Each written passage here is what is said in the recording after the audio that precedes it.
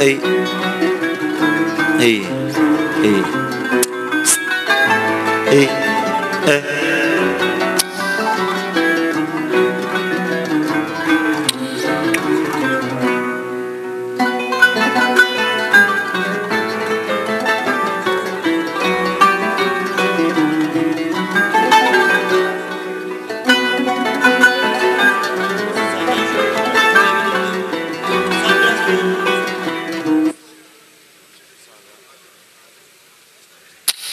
Si. Si.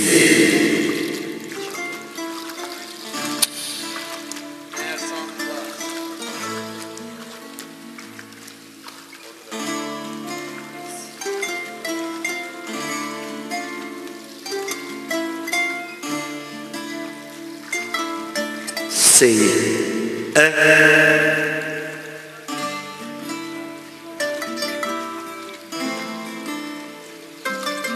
Tes. Allez.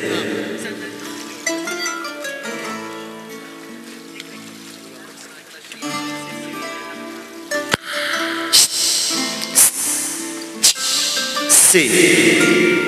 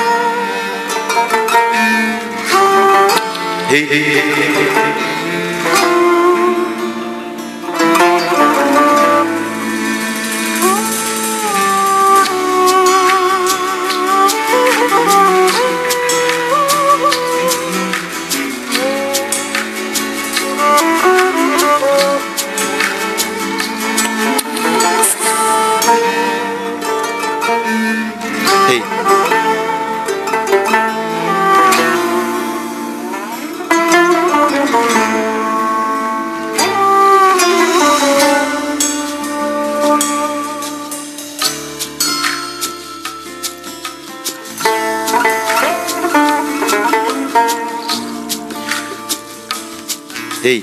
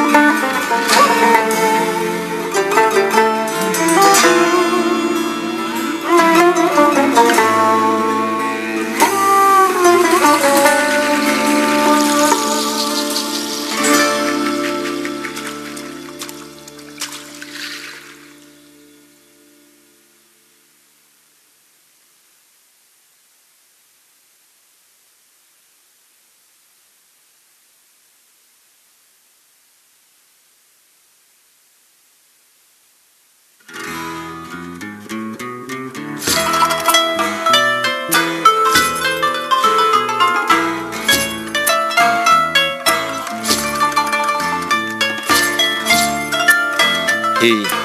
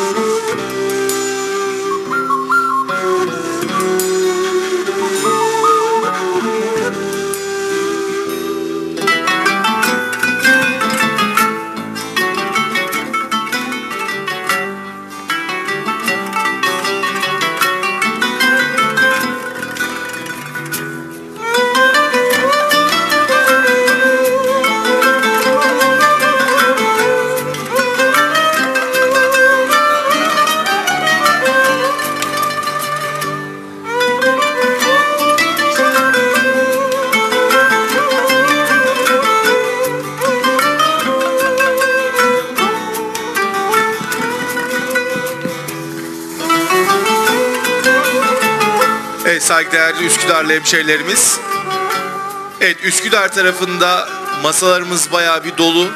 Ayakta bulunan tüm misafirlerimizden ricamız, harem tarafında uygun ve müsait masa ve sandalyeler vardır. Evet, harem tarafına doğru gelmenizi sizlerden önemli rica ediyoruz. Evet, Üsküdar tarafında bir hayli yoğunluk olduğunu görebiliyoruz. Harem tarafında uygun olan masalar vardır efendim. Sizleri de harem tarafına doğru davet ediyoruz. Çok teşekkür ederiz.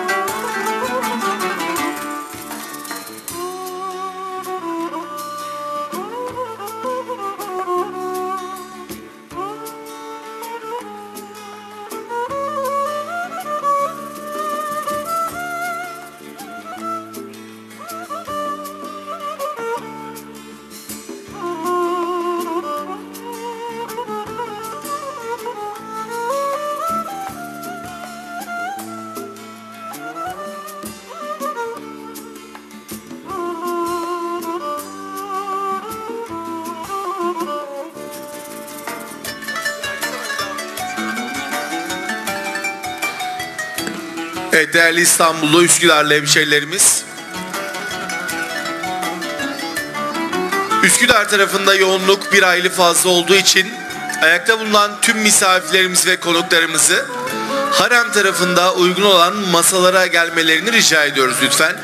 Harem tarafında uygun yerlerimiz vardır. Ayakta bulunan tüm misafirlerimizi harem tarafına davet ediyoruz. Teşekkür ederiz.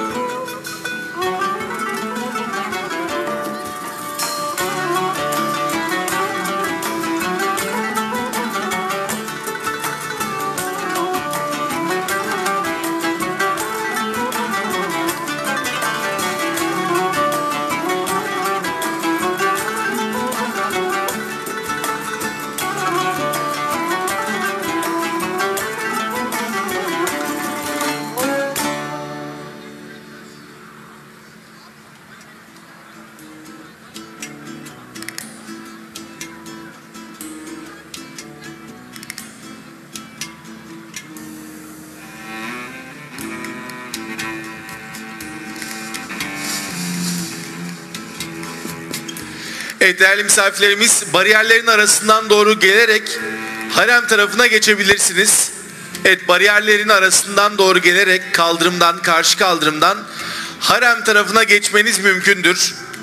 Evet, Üsküdar tarafında bütün masaların dolu olduğunu görebiliyoruz.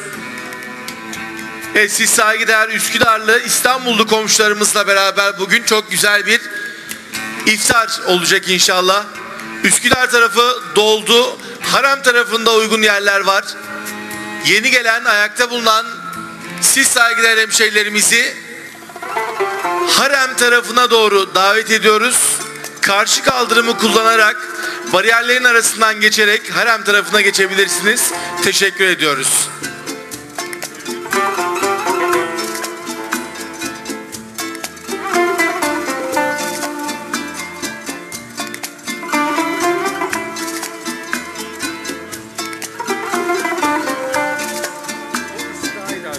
Kalabalık şöyle ya. Ama yürürse de Ben yürürse diye düşündüm. Yoksa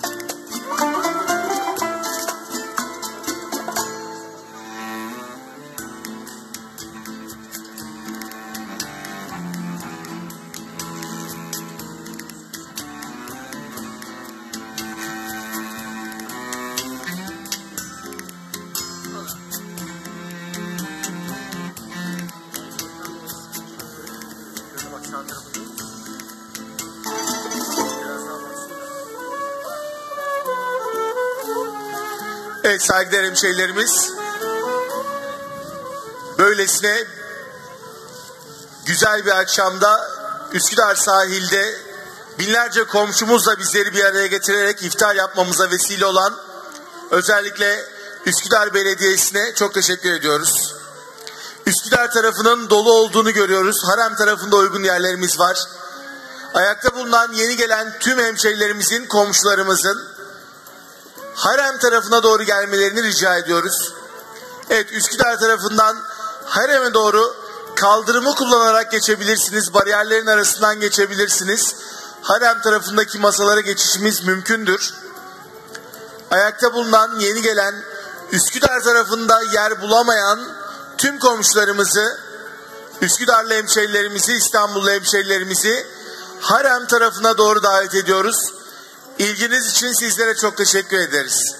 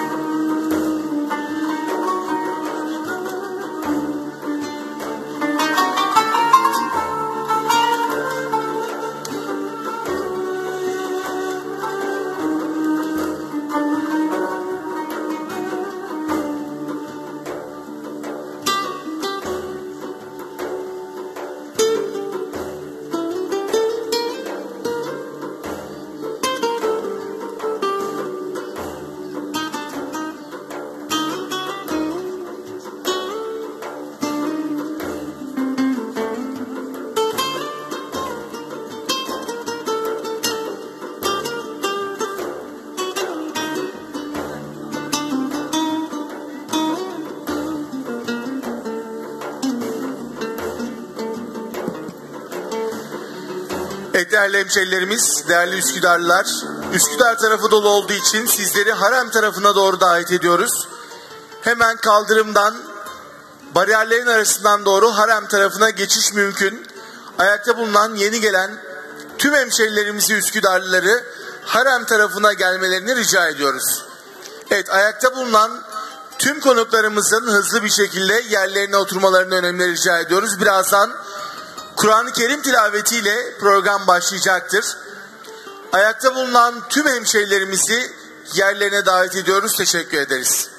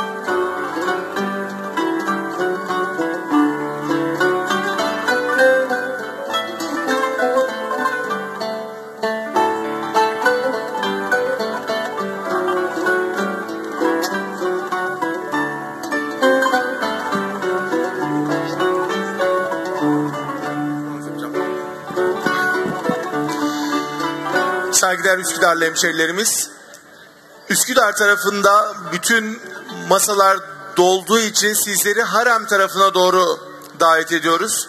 Yeni gelen, ayakta bulunan siz saygıdeğer hemşerilerimizin harem tarafına doğru gelmelerini önemli rica ediyoruz. Harem tarafında uygun yerler vardır efendim. Sizleri kaldırımdan, bariyerlerin arasından doğru harem tarafına gelmenizi rica ediyoruz. Çok teşekkür ederiz.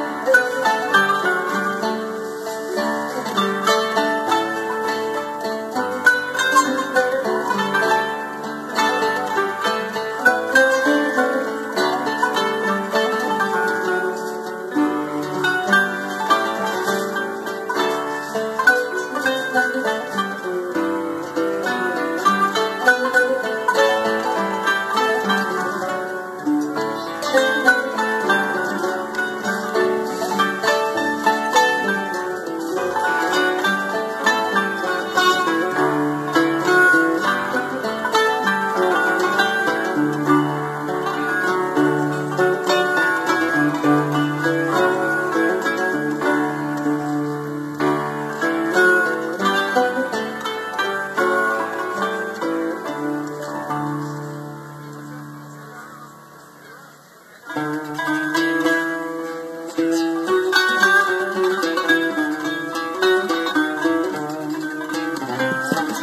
saygıdeğer hemşehrilerimiz, sizlere bir hatırlatma yapmak istiyoruz. Maşallah tüm komşularımızla hep beraber iftar yapacağız. Ayakta kalan komşularımızın, hemşehrilerimizin lütfen Harem tarafında ve Üsküdar tarafında Kuşkonmaz Camii ve İspark alanında 3 ayrı noktada ayakta yemek servisi yapılacaktır. Yer bulamayan hemşehrilerimizin de lütfen Harem ve Üsküdar tarafındaki yemek noktalarına, dağıtım noktalarına gitmelerini önemli rica ediyoruz. Çok teşekkür ederiz.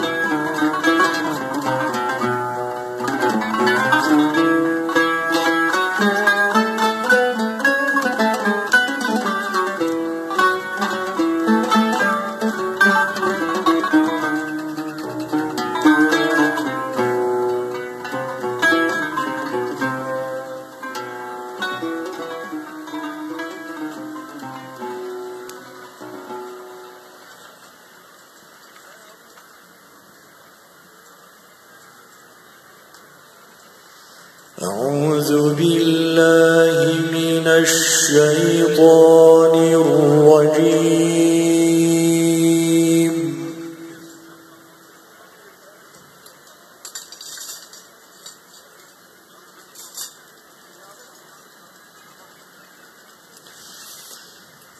بسم الله الرحمن الرحيم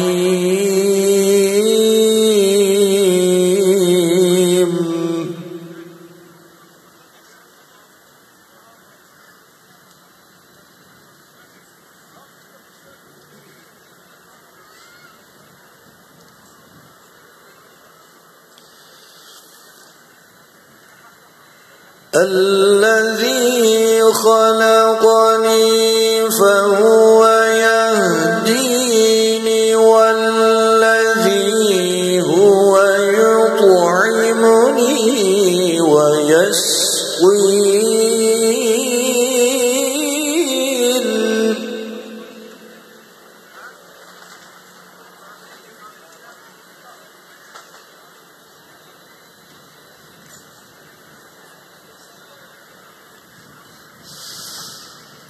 وإذا مرضت فهو يشفين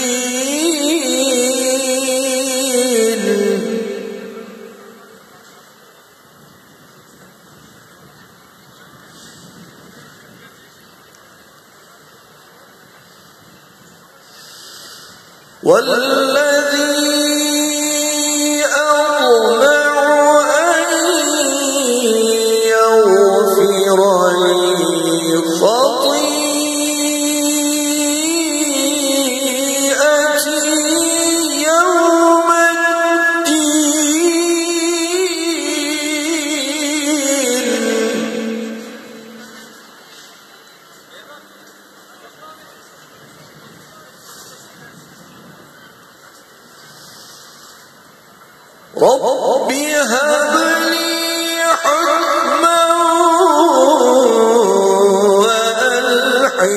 وألحقني بالصالحين.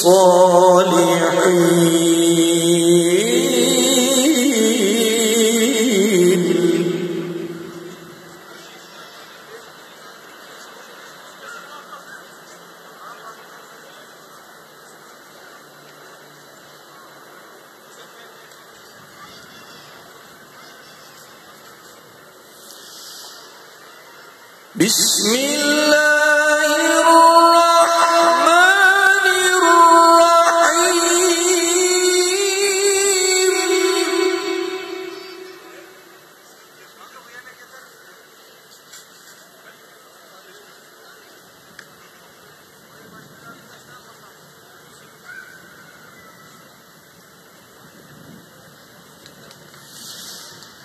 الذين يحملون العرش ومن حوله يسبحون بحمد ربهم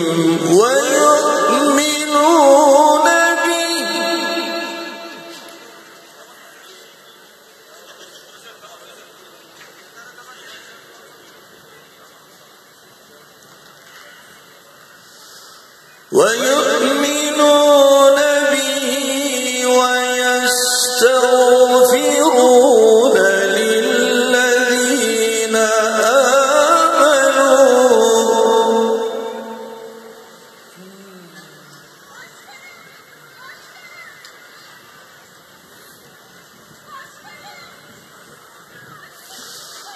ربنا وسعت كل شيء رحمة وعلما فاغفر للذين تابوا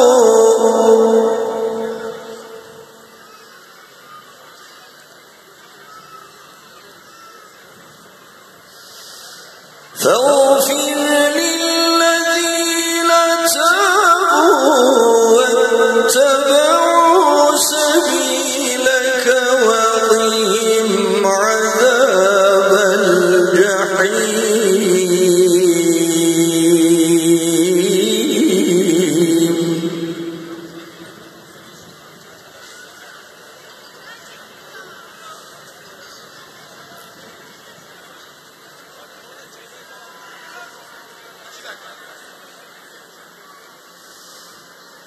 ربنا وأدخلهم جنات عدن التي وعدتهم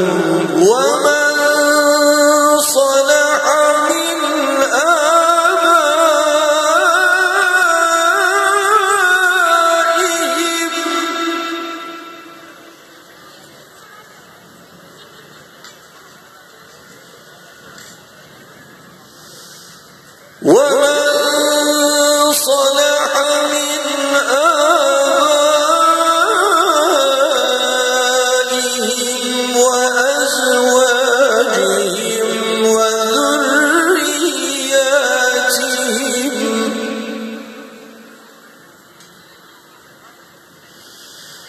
إنك أنت العزيز الحكيم.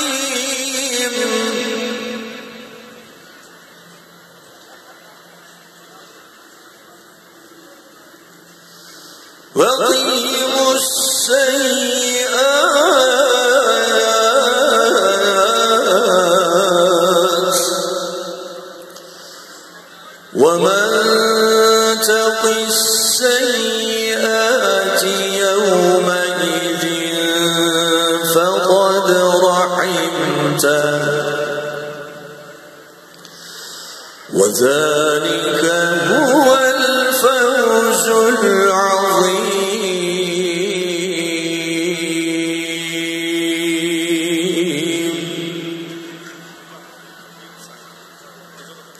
صدق الله العظيم. الفاتحة.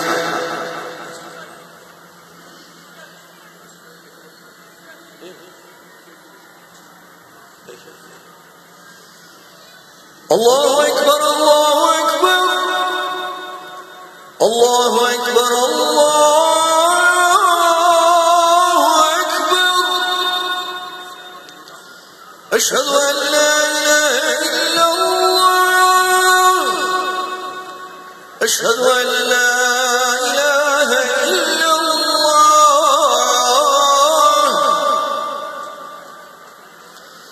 أشهد أن محمدا رسول الله أشهد أن محمدا رسول الله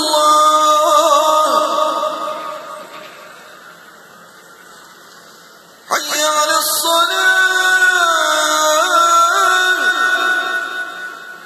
حي على الصلاة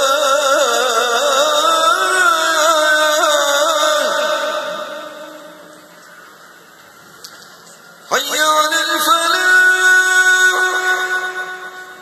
حي على الفلاح الله أكبر الله أكبر لا إله إلا الله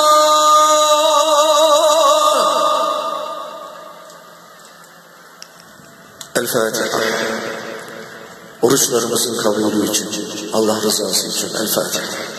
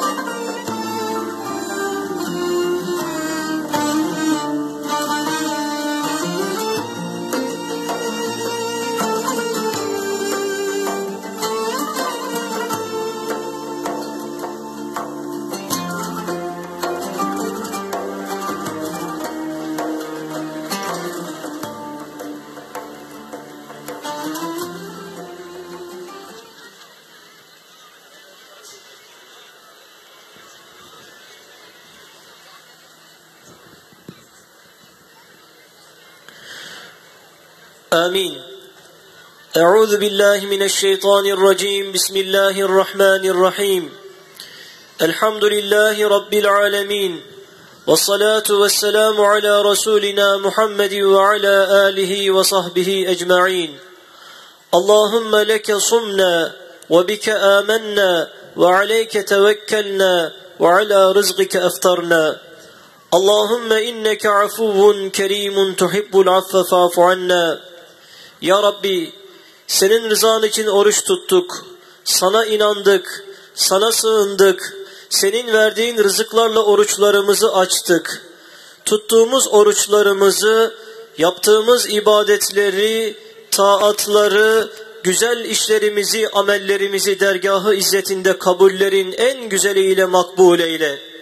Ya Rabbi, Ramazan-ı Şerif'in bu son günlerini en güzel şekilde değerlendirip istifade etmeyi, Kadir gecesinin kadrini bilmeyi, sağlık ve afiyetle bayrama kavuşmayı cümlemize nasip eyle.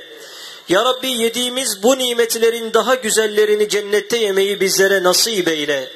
Ey Rabbimiz, bizleri, annelerimizi ve babalarımızı ve bütün müminleri hesap gününde bağışla. Ey Rabbimiz, bizlere dünyada da ahirette de iyilikler ve güzellikler nasip eyle. Bizleri cehennemden azat, cennetinle cemalinle şeref yâb eyle. Allah'ım, sen affedicisin, affetmeyi seversin, bizleri affeyle. Bizlere mağfiretinle muamele eyle. Bizleri hidayetinden ayırma. Bizleri sırat-ı müstakim dosdoğru yol üzere eyle. Dalaletten ve sapıklıktan sana sığınıyoruz, bizleri muhafaza eyle. Ya Rabbi, yurdumuzu ve İslam alemini her türlü afet, musibet, kötülük, terör saldırılarından muhafaza eyle. Birliğimizi, dirliğimizi, kardeşliğimizi daim ve kaim eyle. Birlik ve dirliğimizi bozmak isteyen, aramıza fitne tohumları ekmek isteyen, sen ben diye bizi birbirimize düşürmek isteyen, harici ve dahili düşmanlarımıza sen fırsat verme ya Rabbi. Onların hile ve desiselerini kendi başlarına makus eyle ya Rabbi. Vatanımız, milletimiz, devletimiz, memleketimiz için gece gündüz demeden çalışan, gayret eden, ya Rabbi, İdarecilerimize, yöneticilerimize, reis-i cumhurumuza hayırlı, bereketli, uzun ömürler ihsan eyle. Ya Rabbi, yöneticilerimizi, idarecilerimizi, cumhurbaşkanımızı sen her türlü kötülüklerden, kötü insanların şerlerinden muhafaza eyle. Güç, kuvvet ihsan eyle. Çalışmalarında muvaffakiyetler nasip eyle. Ya Rabbel Alemin, bu güzel sofranın hazırlanmasında emeği olan bütün idarecilerimize, çalışanlarımıza, kardeşlerimize de hayırlı, bereketli, uzun ömürler ihsan eyle ya Rabbi. Ya Rabbel Alemin, şu anda ülkemiz içinde ve ülkemiz dışında, devletimiz, milletimiz, bayrağımız, ezanımız için mücadele ve mücahede eden, şu anda pençe operasyonu yapan kahraman güvenlik güçlerimizi, askerimizi, polisimizi, istihbaratımızı sen mansur ve muzaffer eyle. Düşmanlarımızı zelil ve perişan eyle.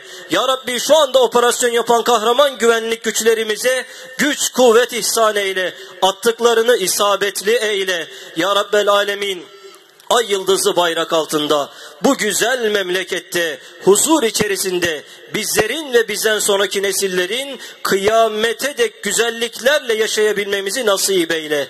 Dualarımızı kabul eyle. Kadir gecemizi hayırlı, bereketli eyle. Amin. Ve selamun alel murselin. Velhamdülillahi Rabbil alemin. El Fatiha.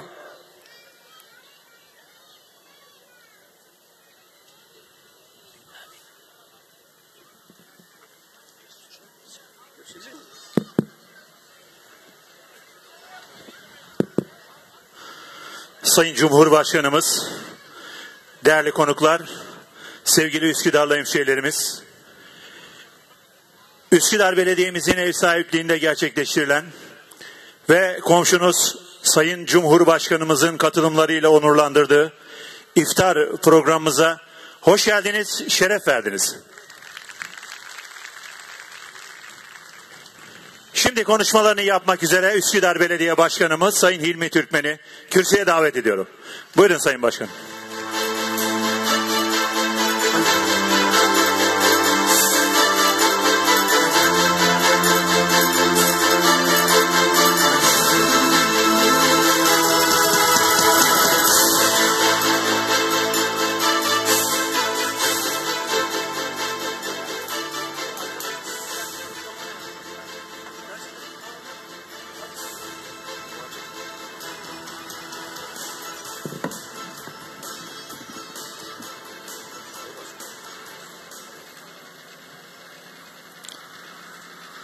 Sayın Cumhurbaşkanım, çok kıymetli hemşehrilerim, muhterem Üsküdarlılar, aziz İstanbullular, hanımefendiler, beyefendiler, sevgili çocuklar.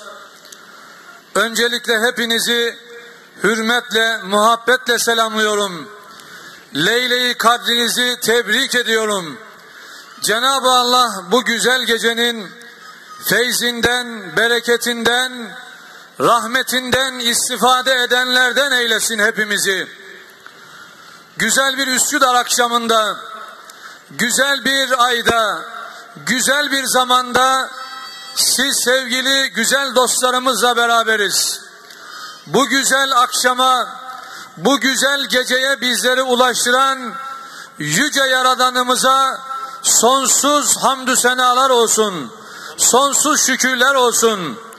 Bu güzel gecede iftar soframızı şenlendiren, bu güzel Üsküdarlı, İstanbullu hemşehrilerimizle birlikte orucunu açmak üzere teşrif eden Sayın Cumhurbaşkanımıza şükranlarımızı arz ediyoruz.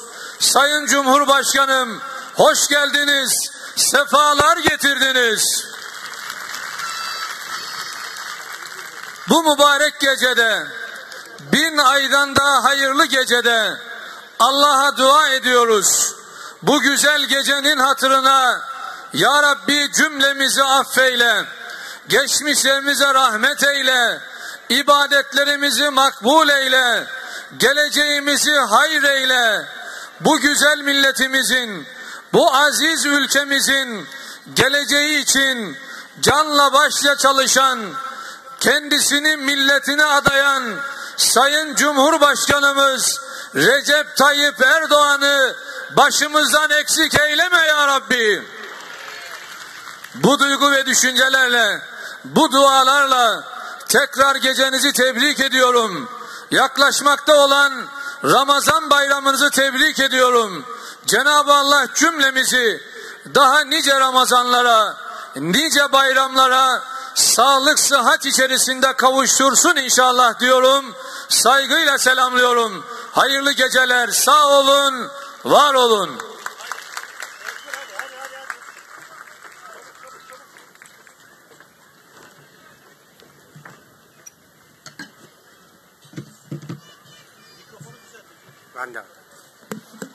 Üsküdar Belediye Başkanımıza konuşmalarından dolayı teşekkür ediyoruz. Değerli konuklar, saygıdeğer Üsküdarlı hemşehrilerimiz, şimdi konuşmalarını yapmak üzere komşunuz Cumhurbaşkanımız Sayın Recep Tayyip Erdoğan'ın kürsüyü teşriflerini arz ediyorum. Buyurun Sayın Cumhurbaşkanım.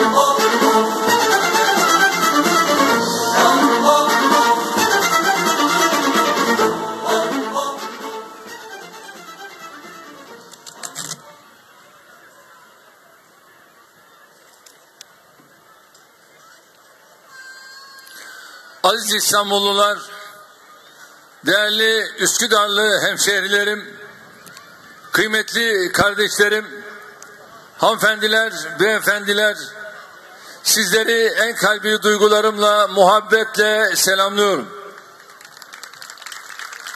Artık son günlerine yaklaştığımız Ramazan-ı Şerifinizi bu gece idrak edeceğimiz Kadir gecemizi ve salı günü vasıl olacağımız Ramazan bayramımızı tebrik ediyorum. Tuttuğumuz oruçların, eda ettiğimiz ibadetlerin, yaptığımız hayırların Allah katında kabul olmasını niyaz ediyorum. Rabbimden bu mübarek günlerin hürmetine sizlere, milletimize ve tüm İslam alemine huzur, esenlik, bereket getirmesini diliyorum. Bu güzel İstanbul akşamında, bu mübarek gecede bizleri bir araya getiren Üsküdar Belediye Başkanımıza ve ekibine teşekkür ediyorum. İnşallah biraz sonra buradan Esenler ilçemize geçecek 4 yol meydanında düzenlenen 10.000 hatim ve 100.000 dua eşliğinde gerçekleştirilecek Kadir Gecesi programına katılacağız. İstanbul'da, ülkemizin ve dünyanın dört bir yanında bu gece semaya açılan ellerin boş çevrilmeyeceğine inanıyorum. En makbul dua, Müslümanın Müslümana yaptığı duadır.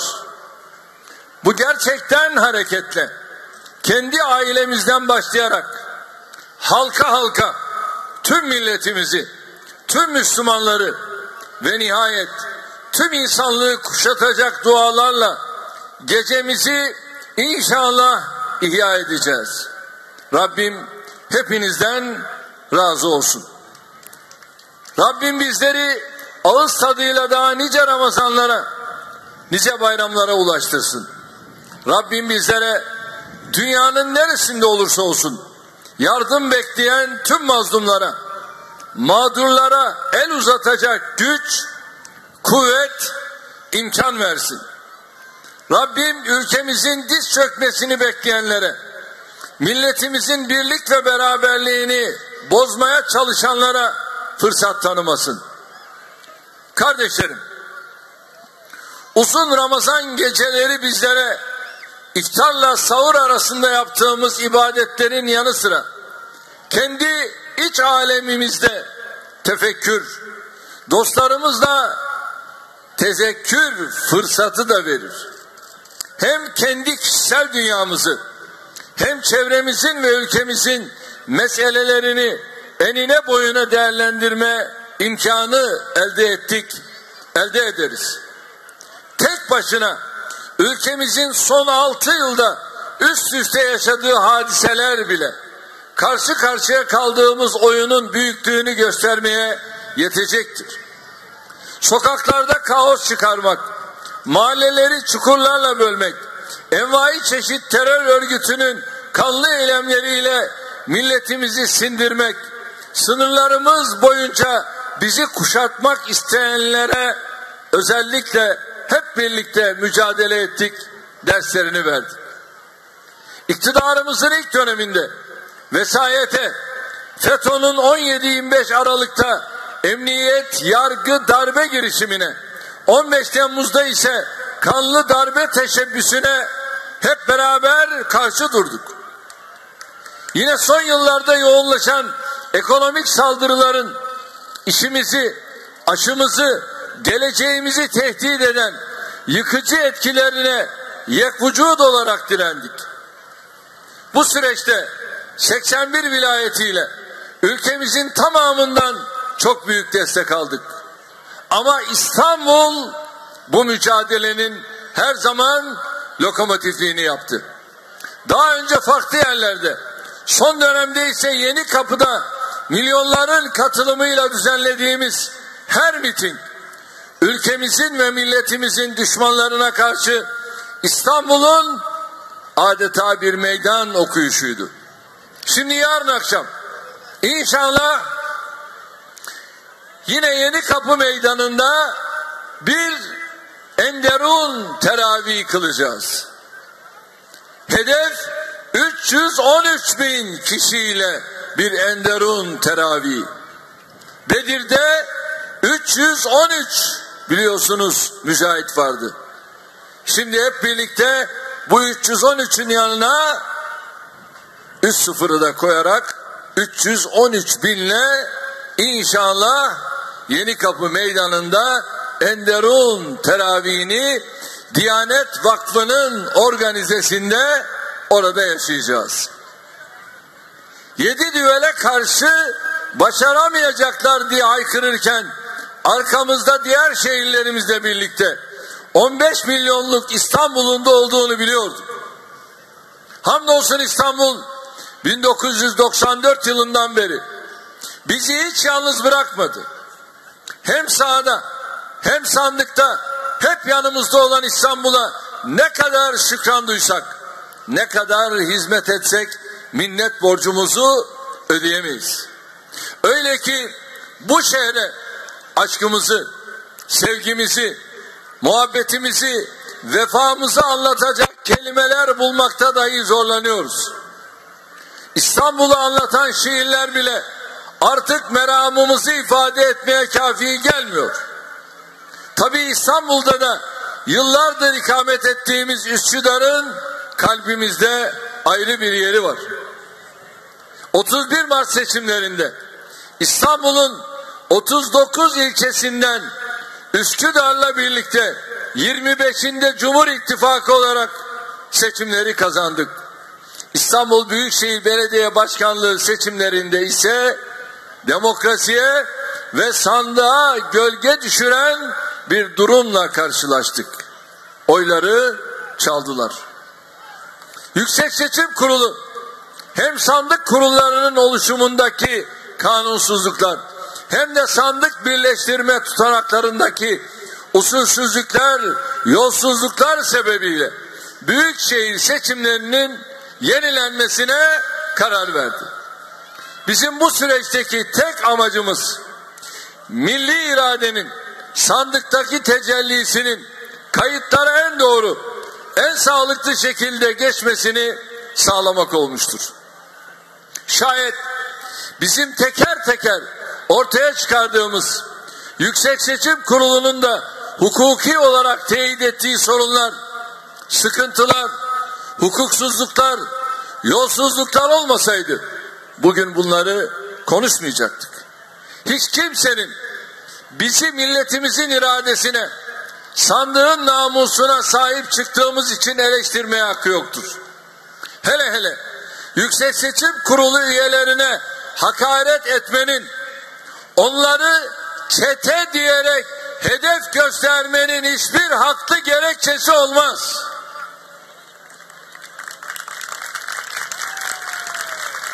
Değerli kardeşlerim, ne zamandan beri hukuk içerisinde hak aramak veya oradaki insanlara çete ifadesini yakıştırmak moda oldu. Asıl eleştirilmesi gerekenler sandığa ve dolayısıyla demokrasiye gölge düşüren uygulamaları yapanlar ve bunları savunanlardır. 23 Haziran'da tüm bu eksiklerden, kanunsuzluklardan, yolsuzluklardan arındırılmış yeni bir seçimle İstanbul inşallah Büyükşehir Belediyesi Başkanı'na kavuşacaktır. Seçimi kimin kazandığı elbette mühimdir.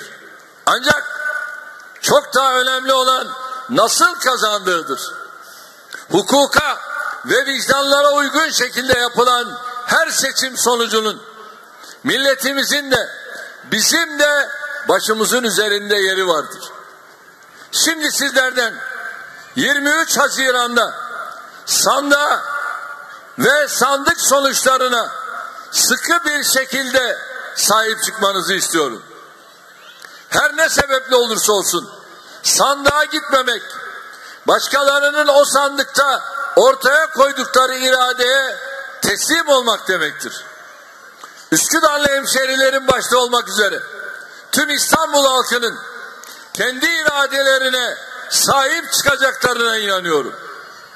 Değerli kardeşlerim, Türkiye'nin önünde hem çok büyük zorluklar hem de çok büyük fırsatlar vardır. Bu zorlukları fırsatlara dönüştürmek bizim elimizdedir. Şayet millet olarak birliğimizden, beraberliğimizden, kardeşliğimizden taviz vermezsek, Türkiye'nin 2023 hedeflerine ulaşmasına kimse engel olamaz. Şimdi hedef tüm birikimleriyle 94'te belediye başkanı olduğum zaman İDO'nun genel müdürü, daha sonra değerli kardeşlerim Ulaştırma Bakanı, daha sonra Başbakan, daha sonra evet Türkiye Büyük Millet Meclisi Başkanı ve bu görevlerde bulunmak suretiyle gerek ulusal gerek uluslararası camiada çok ciddi birikimlere sahip olan yol arkadaşım, dava arkadaşım Binali Yıldırım Bey'i İstanbul'a Büyükşehir Belediye Başkan adayı olarak bizler sunduk.